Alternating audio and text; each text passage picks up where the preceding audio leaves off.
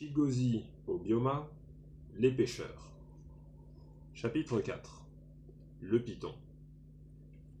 Ikena était un python, un serpent sauvage devenu monstrueux prédateur qui vivait dans les arbres bien au-dessus des autres serpents.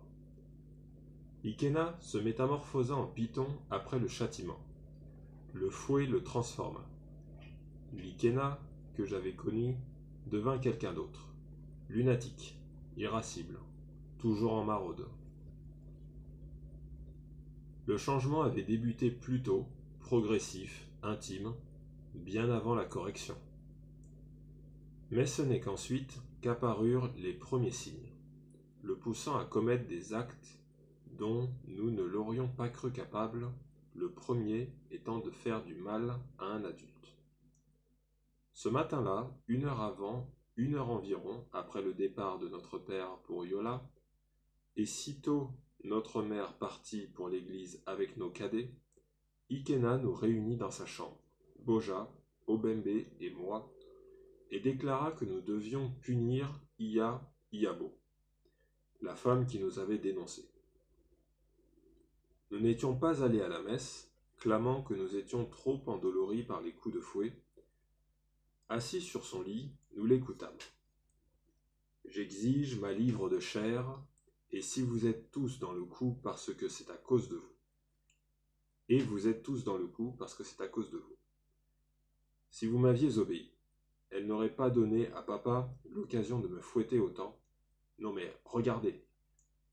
Il se tourna et baissa son short. Obembe ferma les yeux, mais pas moi. Je vis des marques rouges sur ses fesses potelées. Comme les lacérations du dos de Jésus-Christ de Nazareth, tantôt longues, tantôt courtes, tantôt entrecroisées pour former un X rouge, tantôt détachées des autres, telles les lignes de la main d'un maudit. Voilà ce que vous m'avez fait, vous et cet imbécile. Alors c'est à vous de trouver des idées pour la punir. Il claqua des doigts. Et il faut le faire aujourd'hui. Comme ça, elle comprendra qu'elle ne peut pas se mêler de nos affaires et s'en tirer à bon compte. Pendant qu'il parlait, une chèvre bêla au dehors. Boja en fut exaspéré. Oh, encore cette chèvre, cette maudite chèvre, s'écria-t-il en se levant d'un bond. Assieds-toi, hurla Ikena. Laisse tomber cette chèvre et donne-moi des idées pour punir cette bonne femme avant que maman rentre de l'église. Ok, dit Boja en se rasseyant. Tu sais qui a Iyabo a beaucoup de poules? Il resta silencieux, le visage tourné vers la fenêtre, derrière laquelle on entendait encore la chèvre bêler. Même si visiblement il était omnubilé par l'animal, il reprit. Oui, elle en a tout un tas. C'est surtout des coqs, glissai-je pour lui faire comprendre que ce n'étaient pas les poules qui chantaient. Boja me lança un regard sarcastique, soupira et dit. Peut-être, mais est-ce que c'est vraiment important de savoir si ce sont des mâles ou des femelles? Je t'ai déjà dit et redit de garder pour toi ton obsession idiote des animaux quand on parle de choses importantes. Ikena se mit à le sermonner. Oh, Boja, quand est-ce que tu comprendras que tu es vraiment ce qui est vraiment important? En l'occurrence, c'est de nous donner des idées. Tu perds ton temps à t'énerver contre un imbécile de chèvre, contre une imbécile de chèvre, et à engueuler Ben pour quelque chose d'aussi insignifiant que la différence entre une poule et un coq. Eh bien, je propose qu'on en attrape une, qu'on la tue et qu'on la grille. C'est mortel, s'exclama Ikena, avec une grimace irritée comme s'il allait vomir. Mais je ne crois pas que ce soit bien de manger une poule de cette femme. D'ailleurs, comment on ferait pour le griller? Maman s'en rendra compte tout de suite, rien qu'à l'odeur. Et elle nous soupçonnera de l'avoir volé, ce qui nous vaudra encore plus de coups de fouet cette fois. Et ce n'est pas ce qu'on veut. Ikena ne rejetait jamais les idées de Boja sans les avoir soigneusement étudiées. Il y avait entre eux un respect mutuel. Il était rarissime que je les voie se disputer, alors qu'ils répondaient sèchement à mes questions par des noms, faux ou inexact. Boja convainc qu'Ikena avait raison avec force hochement de tête. Obembe proposa de lancer les pierres par-dessus la clôture en priant qu'elle frappe cette femme ou l'un de ses fils et de filer à toutes jambes avant que quelqu'un ne sorte du lotissement. Mauvaise idée, fit Borja. Et si l'un de ses fils nous rattrape et nous tabasse? Ces grands mecs baraqués qui ont faim, toujours faim, qui s'habillent avec des loques et qui ont des biceps à la Schwarzenegger, ils mima leur musculature hypertrophiée. Oui, ils nous colleraient une raclée, encore pire que celle qu'on a reçue, remarqua Ikena. On ne peut même pas imaginer, renchérit Boja. Ikena approuva d'un signe de tête. J'étais le seul à n'avoir encore rien proposé. Et toi, Ben, fit Borja, qu'est-ce que tu en dis? Je déglutis, le cœur battant. Je perdais souvent mes moyens quand mes frères aînés m'enjoignaient de prendre une décision au lieu de le faire pour moi. Je réfléchissais encore lorsque ma voix, détachée de moi-même, se fit entendre. J'ai une idée. Alors dis-la nous, ordonna Ikena. C'est bon, Ike, c'est bon. Je propose qu'on attrape l'un de ces poulets et... Je fixai mon regard sur son visage. Et... Oui, tous me dévisageaient comme s'ils assistaient à un miracle. Je finis ma phrase. Et qu'on le décapite. À peine avais-je prononcé ces mots qu'Ikea s'écria. Ça, c'est vraiment mortel. Tandis que Boja, des flammes dans les yeux, applaudissait. Mes frères me créditaient d'une idée venue d'un conte populaire que mon professeur de Yoruba nous avait à raconter au début du trimestre. L'histoire d'un méchant petit garçon qui, pendant un accès de violence, entreprend de décapiter tous les poulets de la région. Nous nous précipitâmes hors de la maison dans l'idée de rejoindre celle de cette femme par un chemin détourné qui longeait des buissons, puis l'échoppe d'un charpentier. Il fallut se boucher les oreilles pour se protéger du vacarme des scies à bois. Iya-Iabo habitait un petit pavillon d'apparence semblable au nôtre. Un balconnet, 2 fenêtres, équipé de persiennes et de moustiquaires, un compteur électrique fixé au mur et une double porte. À ceci près que sa clôture n'était pas en briques, ni en ciment, mais en terre et en argile. Cette clôture était fissurée par l'exposition au soleil et maculée de taches. Un câble électrique suspendu traversait la ramure d'un arbre pour relier le lotissement à un pylône à haute tension. Nous tendîmes l'oreille pour guetter des signes de vie, mais Ikena et Boja ne tardèrent pas à conclure qu'il n'y avait personne. Sur l'ordre d'Ikena, Obembe escalada la clôture en s'appuyant sur l'épaule de son aîné. Boja le rejoignit tandis que je montais la garde avec Ikena. À peine fut-il dans la place que nous parvinrent de plus en plus fort le gloussement rauque d'un coq, un battement d'ailes frénétique, le piétinement d'une poursuite. Ce vacarme se prolongea jusqu'à ce que nous entendions Boja s'écrier. « Tiens-le bien, ne le lâche pas !» Comme lorsque nos hameçons happaient un poisson, du temps où nous pêchions encore dans les eaux de l'Omi-Ala. À ce cri, Ikena voulut escalader la clôture promptement pour vérifier qui l'avait attrapé, mais il n'y parvint pas. Il se contenta de faire écho à Borja. « Ne le lâchez pas, ne le lâchez pas !» Il planta un pied dans un trou de la clôture et ses fesses dépassèrent de son pantalon. Il faisait pleuvoir des miettes de revêtement. Une fois stabilisé, il se hissa en se cramponnant à l'arête de la clôture. Un skink émergea de sous sa main et se mit à ramper, affolé, son corps multicolore tout lisse et luisant. Étiré par-dessus la clôture, à moitié dedans, à moitié dehors, Ikena prit le coq des mains de Boja en s'écriant « Bien joué, mon gars !»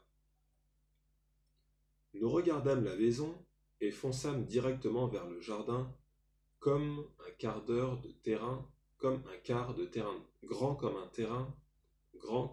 de terrain de foot. Il était clôturé de parpaings sur 3 côtés. 2 nous séparaient de nos voisins. La famille d'Igbaf, d'une part, les Agbati de l'autre. Le 3e côté, qui faisait face à l'arrière de notre maison, longeait une décharge enterrée où vivait un troupeau de cochons sauvages. Un papayer y poussait, dominant la clôture, tandis qu'un mandarinier sans âge, extrêmement feuillu à la saison des pluies, se dressait dans le jardin à 50 mètres de notre puits. Le puits en question était un grand trou creusé dans le sol, entouré d'une margelle de béton équipée d'un couvercle métallique que notre père cadenassait à la saison sèche lorsque les puits d'Acour se tarissaient et que des gens se glissaient dans notre lotissement pour y puiser de l'eau. À l'autre bout du jardin, du côté de chez Igbafé, il y avait le potager où notre mère cultivait des tomates, du maïs et des gombos. Boja déposa à l'endroit choisi le coq tétanisé et saisit le couteau qu'Obembe avait rapporté de la cuisine. Ikena se joignit à lui pour maintenir fermement le volatile, sans se laisser émouvoir par ses braillements stridents.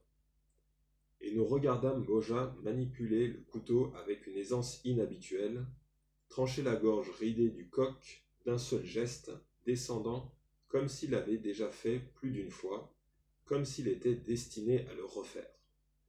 Le coq fut pris de soubresauts exaspérants, et nos mains s'unirent pour le maîtriser. Par-dessus la clôture, je jetai un coup d'œil vers l'étage de la maison qui donnait sur notre lotissement, et j'aperçus le grand-père d'Igbafé. Un petit homme devenu mutique après un accident quelques années plus tôt, confortablement installé sur la grande véranda où il avait coutume de passer la journée. Naguère, il avait été la cible privilégiée de nos colibés. Borja décapita le coq, en laissant dans son sillage une traînée saccadée de sang. Je détournai les yeux vers le vieillard muet. En une vision éphémère, il apparut tel un ange lointain, trop lointain pour que nous puissions entendre ses mises en garde. Je ne vis pas la tête du coq tomber dans le trou étroit qu'Ikena avait creusé dans la terre, mais je regardais son tronc palpiter violemment et projetant un flot de sang, tandis que ses ailes agitaient la poussière. Mes frères le maintinrent plus fermement encore jusqu'à ce que, enfin, il s'immobilise. Alors, nous partîmes, suivant le corps sans tête que Borja agrippait fermement, laissant derrière nous un sillon sanglant, indifférent au regard terrifié et incrédule qu'on nous lançait sur notre passage. Borja balança le coq mort par-dessus la clôture d'Ia-Iabo, et ses tournoiements dans l'air provoquèrent une nouvelle pluie de sang. Une fois le cadavre hors de vue, nous fûmes enfin apaisés. Nous étions vengés. L'effrayante métamorphose d'Ikena ne datait cependant pas de cet épisode. Il avait commencé bien avant le tribut, avant même que notre voisin ne nous surprenne au bord du fleuve. Elle se manifesta d'abord dans sa tentative de nous dégoûter de péché. En vain, tant l'amour de la pêche s'était alors infusé jusque dans nos artères. Dans son effort infructueux, Ikena exhuma tout ce qu'il jugeait négatif au sujet du fleuve, y compris des choses que nous n'avions jamais remarquées. Il se plaignit quelques jours à peine avant l'irruption de la voisine que les buissons environnants soient infestés d'excréments. Nous n'avions jamais vu personne déféquer dans les parages, nous ne percevions même pas la puanteur qu'il décrivait avec force détail. Pour autant, personne n'osa le démentir. Ni Boja, ni Obembe, ni moi. Il déclara que les poissons de l'Obi Allah étaient souillés et nous interdit de les entreposer dans sa chambre, ce qui nous amena à les cacher dans celle que je partageais avec Obembe. Il affirma même avoir vu un squelette humain flotter sous les eaux du fleuve et dénonça Solomon comme une mauvaise influence. Il dit tout cela comme s'il s'agissait de vérités indéniables et fraîchement découvertes. Mais notre passion nouvelle pour la pêche était semblable à du liquide figé dans une bouteille et difficile à dégeler. Non que nous n'ayons eu de réserve sur cette activité, nous en avions tous. Boja était furieux que le fleuve ne soit pas plus grand et ne renferme que des poissons inutiles. Obembe était tracassé par ce que les poissons pouvaient bien faire la nuit alors qu'il n'y avait pas de lumière sous l'eau. Comment, se demandait-il souvent, les poissons pouvaient-ils se déplacer alors qu'ils n'avaient ni électricité, ni lanterne dans le noir d'encre qui, la nuit, recouvrait le fleuve comme un drap? Quant à moi, je détestais la faiblesse des éperlans et des têtards, qui mouraient si facilement, même quand nous les conservions dans l'eau du fleuve. Cette fragilité me donnait parfois envie de pleurer. Quand Solomon frappa à la porte, le jour où la voisine nous surprit, Ikena refusa d'abord catégoriquement de l'accompagner au fleuve. Mais voyant que nous, ses propres frères, partions sans lui, il suivit le mouvement et reprit sa canne à pêche des mains de Boja. Tout le monde a commencé par Solomon, l'acclama, saluant en lui le plus vaillant des pêcheurs. Ce qui rongeait Ikena, c'était un ennemi inlassable et patient, tapi en lui, attendant son heure pendant que nous planifions et exécutions notre vengeance contre Iya-Iabo. Son emprise se manifesta le jour où Ikena rompit les liens avec Obembe et moi, ne tolérant plus que Boja auprès de lui. Ils nous exclurent de leur chambre, nous interdirent de nous joindre aux nouvelles parties de foot sur le terrain qu'ils avaient découvert une semaine après la raclée.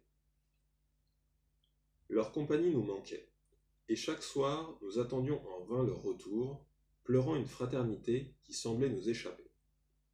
Mais au fil des jours, ce fut comme si Ikena s'était débarrassé d'une infection de la gorge en nous recrachant, comme s'il s'était dégagé les voies respiratoires par une toux libératrice. Vers la même période, Ikena et Boja agressèrent l'un des enfants de M. Agbati, notre voisin, propriétaire d'un camion branlant surnommé Argentine en raison du slogan « Né et élevé en Argentine » qui ornait sa carrosserie. À bout de souffle, le camion faisait un bruit assourdissant au démarrage, réveillant tout le quartier aux aurores, ce qui était source de bien des plaintes et des disputes. L'une des bagarres avait valu à M. Agbati une éternelle bosse sur le front, après qu'une voisine l'avait frappé avec le talon de sa chaussure. Depuis ce jour, M. Agbati envoyait l'un de ses enfants avertir les voisins chaque fois qu'il voulait prendre son camion. Courant de maison en maison, les gamins frappaient 2 ou 3 fois à toutes les portes-portails et annonçaient « Oh, papa va démarrer Argentine !» Ce matin-là, Ikena, qui se montrait de plus en plus belliqueux et irascible, se battit avec l'aîné des enfants en l'accusant d'être un fauteur de troupe. D'après l'expression qu'employait notre père pour décrire quiconque faisait du tapage inutile. Plus tard dans la journée, après avoir mangé au retour de l'école, il partit jouer au foot avec Boja, tandis que je restais à la maison avec Obembe, triste comme moi de ne pouvoir les accompagner. Nous regardions une série télé dont le héros excellait à résoudre les conflits familiaux lorsqu'ils revinrent. Ils n'avaient été absents qu'une demi-heure. Ils se précipitèrent dans leur chambre, mais j'eus le temps de voir qu'Ikena avait le visage couvert de terre. La lèvre supérieure enflée et déformée, et des taches de sang sur son maillot frappé du numéro 10 et du nom Okocha. Dès qu'ils fermèrent la porte, je me précipitai vers Obembe dans notre propre chambre pour coller l'oreille à la cloison et tenter de comprendre ce qui s'était passé. Au début, nous n'entendîmes que des portes du placard s'ouvrir et se refermer, le bruit de pas sur la moquette usée. Mais bientôt, nous surprîmes ces mots. J'ai cru que si j'intervenais, Nathan et Séguin s'y mettraient aussi, et qu'on se retrouverait à 2 contre 3, sinon tu penses bien que je t'aurais défendu. C'était la voix de Boja, et il n'avait pas fini. Si seulement j'avais pu être sûr qu'il ne s'y mettrait pas, si seulement... Cette phrase fut suivie d'un bruit de pied battant la moquette, sur quoi Boja reprit. Mais bon, Il n'a pas réussi à te battre, ce crapaud. Pas vraiment. Et c'est seulement un coup de bol. Pour lui, un silence, comme pour chercher les mots justes. S'il a pu te faire ça. Tu ne t'es même pas battu pour moi, éructa soudain Ikena. Non, tu es resté là à regarder. Ne dis pas le contraire. J'aurais pu, hasarda Boja après un court silence. Mais tu n'as rien fait, s'écria Ikena. Tu es resté là sans rien faire. Son éclat de voix fut assez fort pour être entendu de notre mère dans sa chambre. Elle n'était pas allée travailler ce jour-là, car Nkem avait la diarrhée. Elle se leva d'un bond, fit claquer ses tongs sur le sol et tambourina à leur porte. Qu'est-ce qui se passe? Pourquoi vous criez comme ça? Maman, on essaie de dormir, fit Boja. C'est pour ça que vous ne voulez pas ouvrir? Faute de réponse, elle insista. C'était quoi ces cris? Rien, répliqua sèchement Ikena. J'espère bien que ce n'était rien. J'espère bien. Ses tongs claquèrent en rythme tandis qu'elle regagnait sa chambre. Le lendemain, Ikena et Boja ne ressortirent pas pour jouer au foot après l'école. Ils restèrent dans leur chambre. Espérant profiter de la situation pour établir le contact avec eux, Obembe songea à les attirer au salon pour voir une série qu'Ikena aimait particulièrement. Nos deux frères n'avaient plus regardé la télé depuis que la voisine nous avait surpris au bord de l'Omi Ala, et Obembe regrettait amèrement les jours enfouis où nous nous réunissions avec une allégresse tapageuse devant nos séries favorites. Agbala Owe, le fameux feuilleton Yoruba, et Skippy le kangourou, une série australienne. À chaque épisode diffusé, Obembe était tenté de leur faire signe, mais il n'osait pas, de peur de les contrarier. Ce jour-là, pourtant, à bout de patience et connaissant la prédilection d'Ikena pour Skippy, il commença par se tordre le cou pour les épier à travers la serrure. Puis il se signa les lèvres ses lèvres formèrent silencieusement les mots « Au nom du Père, du Fils et du Saint-Esprit », il se mit à faire les 100 pas en chantant la chanson du générique. Skippy, Skippy, regardez tous avec nous, Skippy, Skippy, notre ami le kangourou. Odembe m'avait répété maintes fois, en ces jours sombres de clivage fraternel, qu'il voulait mettre un terme à cette distance, mais je l'avais toujours mis en garde contre leur colère, et chaque fois j'avais réussi à le dissuader. L'entendre entonner la chanson ranima mes craintes pour lui. « Arrête, Obé, ils vont te tabasser, » dis-je en lui faisant signe de se taire. Ma supplication ne provoqua qu'une réaction infime, comme si je l'avais brusquement pincé. Il s'interrompit, son regard s'attarda sur moi, comme s'il n'était pas sûr d'avoir bien entendu. Puis il secoua la tête et reprit. « Skippy, Skippy, notre ami le kangourou. » Il cessa son chant en voyant bouger la poignée de la porte. Ikena apparut, me frôla pour gagner le fauteuil et s'y installa. Obembe demeura pétrifié contre le mur sous une photo encadrée de Néné, la mère de notre père, tenant dans ses bras un Ikena nouveau-né en 1981. Il resta longtemps sans bouger, comme s'il était cloué au mur. Boja sortit à son tour de la chambre et s'assit au salon. Skippy le kangourou venait de se battre contre un serpent à sonnette, accomplissant des bonds prodigieux chaque fois que le serpent l'attaquait en dardant sa langue venimeuse. À présent, il se léchait les pattes avant. « Qu'est-ce que ça m'énerve quand ce crétin de Skippy se lèche les pattes » fulmina Ikena. « Il vient de se battre contre un serpent, intervint Obembe. T'aurais dû voir. »« On t'a demandé ton avis » gronda Ikena en se levant d'un bond. « Hein? On t'a demandé ton avis ?» Il balança un coup de pied rageur sur la chaise du bébé de Nkem, qui bascula contre le meuble qui abritait le téléviseur, le magnétoscope et le téléphone. Une photo sous cadre de notre père, en jeune employé de la Banque centrale du Nigeria, dégringola derrière le meuble dans un fracas de verre brisé. « On t'a demandé ton avis » répéta encore Ikena, indifférent au sort du précieux portrait paternel. Il pressa le bouton rouge du téléviseur et l'image disparut. « Oya, filez dans vos chambres, tout le monde !» s'écria-t-il. Haletant, Obembe et moi nous exécutâmes. Une fois dans notre chambre, j'entendis Ikena dire « Boja, qu'est-ce que t'as dans ?» J'ai dit « Tout le monde !»« Comment ça, Ike ? Moi aussi ?» demanda Boja stupéfait. « Oui, quand je dis tout le monde, c'est tout le monde. » Le silence fut rompu par les pas de Boja regagnant sa chambre, puis le claquement de la porte. Enfin seul, Ikena ralluma la télé et prit ses aises, sans nous. C'est ce jour-là, me semble-t-il, que se dessina la ligne de fracture entre Ikena et Boja. Jamais séparés jusqu'alors par le moindre pointillé. Cette ligne altéra la forme même de nos vies, inaugurant une période transitoire où les crânes bouillonnaient, où les vides explosaient. Ils ne se parlèrent plus. Boja s'abattit tel un ange déchu, au fond du gouffre où Obembe et moi étions déjà confinés. En ces premiers temps de la métamorphose d'Ikena, nous espérions tous que la main qui étreignait son cœur, crispé en un point, finirait bientôt par lâcher prise. Mais les jours filaient, et Ikena s'éloignait toujours plus de nous.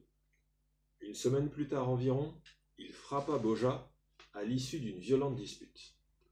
Obembe et moi étions dans notre chambre lorsque cela se produisit. Nous évitions le salon dès qu'Ikena s'y trouvait, mais souvent Boja s'obstinait à rester. Ce fut sans doute la colère d'Ikena face à cette obstination qui provoqua la dispute. Je n'entendis que des coups et leur voix alors qu'ils vociféraient et s'insultaient. C'était un samedi, et notre mère, qui ce jour-là n'allait plus travailler, faisait une sieste. Mais en entendant le bruit, elle se précipita au salon, emmaillotée dans un châle de la poitrine aux genoux, car elle venait d'allaiter Nkem pour qu'elle cesse de pleurer. Elle tenta d'abord de mettre fin à notre bagarre, à la bagarre, en leur ordonnant d'arrêter, mais ils ne lui prêtèrent aucune attention. Alors elle s'interposa et les sépara jusqu'à être écartelée entre les deux. Mais Boja agrippait farouchement le t-shirt d'Ikena. Lorsque ce dernier voulut se dégager, il tira si violemment sur le bras de Boja que du même coup, il fit tomber le châle de notre mère, qui se retrouva en culotte. « Eh oh !» s'écria-t-elle. « Vous voulez attirer la malédiction sur vous, quoi ? Regardez ce que vous avez fait. Vous m'avez dénudé. Vous savez ce que ça signifie de voir ma nudité ? Vous savez que c'est un sacrilège à loup ?» Elle drapa le châle autour de sa poitrine. « Vous allez voir, je vais dire à Aimé ce que vous avez fait de A à Z. » Elle claqua des doigts sous leur nez. Toujours essoufflés, ils s'étaient écartés l'un de l'autre. « Dis-moi, Ikena, qu'est-ce qu'il t'a fait ? Pourquoi vous vous battiez ?» Ikena jeta au loin son t-shirt et répondit par un sifflement de serpent. Je n'en croyais pas mes oreilles.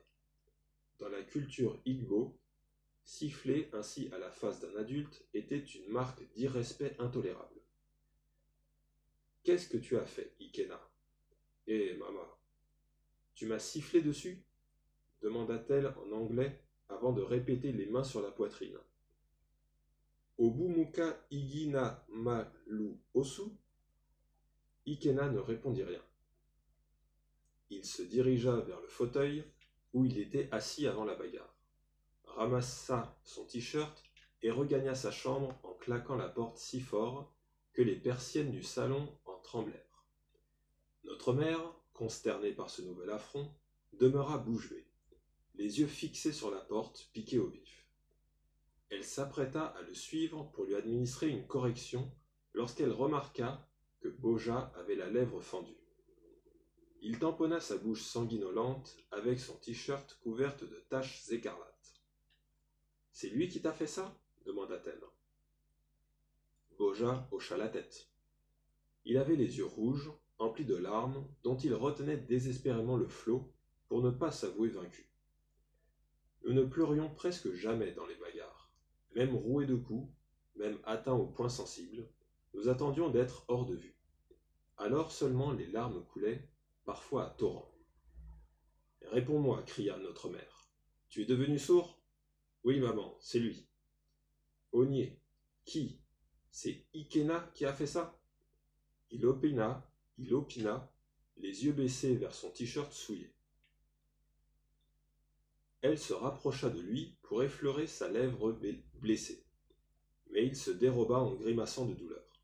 Elle recula d'un pas, sans cesser de regarder la blessure. Tu dis que c'est Ikena qui a fait ça, insista-t-elle comme si Boja n'avait pas répondu. Oui, maman. Elle resserra et renoua son châle. Puis, d'un pas décidé, elle se dirigea vers la chambre d'Ikena et tambourina à la porte en lui ordonnant d'ouvrir. Faute de réponse, elle se mit à proférer de menaces en les ponctuant de claquements de langue pour leur donner du poids. Ikena, si tu n'ouvres pas tout de suite, je vais te montrer que je suis ta mère et que tu es sorti entre mes jambes. Les claquements de langue firent leur effet. Elle n'eut guère à attendre avant que la porte s'ouvre. Elle se rua sur lui, et il s'ensuivit une pluie de coups hystériques. Ikena se montra exceptionnellement rebelle, il protestait à chaque gifle, menaçait même de répliquer. Ce qui ne fit qu'exaspérer davantage notre mère. Elle redoubla de coups, elle criait sans retenue, l'accusait de le détester, puisqu'elle n'avait pas réprimandé Boja pour avoir provoqué la bagarre. Il finit par la bousculer, elle tomba au sol, il s'enfuit. Elle voulut le poursuivre, mais de nouveau en perdit son châle. Le temps qu'elle parvienne au salon, il avait disparu. Elle se recouvrit la poitrine. Que le ciel et la terre m'en soient témoins, jura-t-elle, en effleurant sa langue du bout de l'index. Ikena, tu ne mangeras plus dans cette maison jusqu'à ce que ton père revienne. Je me moque de savoir comment tu te débrouilleras pour manger, mais ça ne sera pas dans cette maison. Les larmes étranglèrent ses mots. Pas dans cette maison jusqu'à ce que Aimé revienne de là où il est. Tu ne mangeras pas ici. Elle s'adressa à nous, rassemblés au salon, et à d'autres, peut-être aux voisins qui devaient dresser les oreilles derrière la clôture infestée de lézards. Car Ikena s'était volatilisé. Il avait dû traverser la rue et se diriger vers le nord, par le chemin de terre qui s'enfonçait dans le quartier de Sabo, où de vieilles collines dominaient les 3 écoles.